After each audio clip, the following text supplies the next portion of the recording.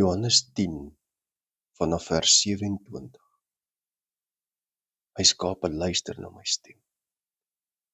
Ek ken hulle en hulle volg my. Ek gee hulle die ewige lewe en hulle sal in alle ewigheid nooit verlore gaan nie. Niemand sal hulle uit my hand ruk nie.